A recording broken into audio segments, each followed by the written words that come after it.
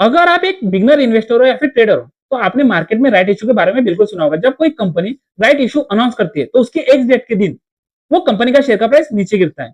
लेकिन जो beginner investor है ना, वो राइट इशू या फिर जो कंपनी राइट इशू ला रही है वो डिस्काउंट ऑफर प्राइस देती है, जिस वजह से बिगनर उसमें अट्रैक्ट होते हैं। लेकिन एक्स डेट के दिन वो शेयर नीचे गिरता है और वो लोग पैनिक हो जाते हैं। अगर आपको भी बिल्कुल नहीं पता है कि राइट इशू के बाद शेयर प्राइस क्यों गिरता है तो टेंशन मत लीजिए। आज की इस वीडियो में मैं आपको बताने वाला हूं कि कोई भी कंपनी अगर राइट इशू अनाउंस करती है तो उसके बाद शेयर का प्राइस क्यों गिरता है। तो हम एक सिंपल लॉजिक से समझने की कोशिश करते हैं।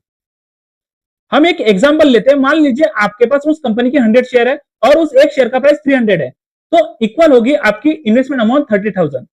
अब उस कंपनी ने राइट इशू अनाउंस किया और राइट इशू इस तरह से था 1:2। यानी अगर आपके पास पहले से उस कंपनी के 100 शेयर्स है तो आप उस कंपनी के 50 शेयर्स में बाइंग कर सकते हो, यानी राइट इशू को अप्लाई कर सकते हो। तो 150 शेयर्स हो जाएंगे अगर आप उस कंपनी के राइट इशू खरीदते हो तो, और 300 से उस कंपनी का प्राइस एडजस्ट हो जाएगा 260, यानी 150 into 260 equal to 39,000। Total value approx fair, यानी आपने पैसा डाला 10,000। लॉस नहीं, एडजस्टमेंट होता है। यानी जब किसी भी कंपनी का राइट इशू आता है और उसके बाद उस कंपनी के शेयर का प्राइस नीचे गिर रहा है तो वो प्राइस है ना एडजस्ट होती है। देखिए, जो बिगनर इन्वेस्टर या ट्रेडर होता है ना, उसके मन में कई सवाल होते हैं। हो सकता है उसमें से एक सवाल ये भी हो, क्या राइट इशू हमेशा अच्छा होता है? तो उसका सिंपल सा जवाब है, बिल्कुल नहीं। जो कंपनी राइट इशू ला रही है हो सकता है वो अच्छा भी हो और डेंजरस भी हो सकता है। सब कुछ उस कंपनी के फाइनेंशियल हेल्थ पर डिपेंड करता है। तो जब आप किसी भी कंपनी में लॉन्ग टर्म इन्वेस्टमेंट करो या फिर शॉर्ट टर्म इन्वेस्टमेंट करो तो सबसे पहले उस कंपनी की फंडामेंटल एनालिसिस करिए और चेक कीजिए कि वो फंडामेंटली स्ट्रांग है या फिर वीक है। अगर फंडामेंटली स्ट्रांग है और उस कंपनी का मैनेजमेंट भी बहुत अच्छा है और प्रॉफिटेबल भी है, तब जाकर उस कंपनी में इन्वेस्टमेंट करना चाहिए। जब आप किसी भी कंपनी के शेयर्स खरीदते हो तो आप शेयर होल्डर कहलाते हो। तो जब आप उस कंपनी के शेयर होल्डर हो तो आपके पास कुछ ऑप्शन होता है। फर्स्ट ऑप्शन होता है उस कंपनी के राइट इशू को अप्लाई करना। तो जब कोई कंपनी राइट इशू ऑफर कर रही तो सबसे पहले उस कंपनी पर आपको भरोसा होना चाहिए और आपका लॉन्ग टर्म होल्डिंग माइंडसेट होना चाहिए।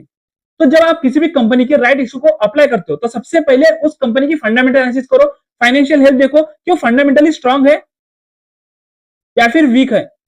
अगर वीक है तो ये आपके लिए रेड फ्लैग है, अगर स्ट्रांग है तो ये ग्रीन फ्लैग है। फिर उसके बाद देखिए कि राइट इशू किस पर्पज से आ रहा है। ग्रोथ पर्पज से आ रहा है, ग्रोथ पर्पज से आ रहा है तो ये आपके लिए ग्रीन फ्लैग हो सकता है। फिर उसके बाद देखिए कि राइट इशू में जो कंपनी का मालिक है उसका पार्टिसिपेशन हाई है या फिर लो है। अगर हाई है तो ग्रीन फ्लैग हो सकता है, अगर लो है तो सॉरी अगर हाई है तो ये एक रेड फ्लैग होता है, अगर लो है तो ये एक ग्रीन फ्लैग है। उसके बाद आप देखिए, अपना गोल रखिए। अगर cheap, average plus long term compounding.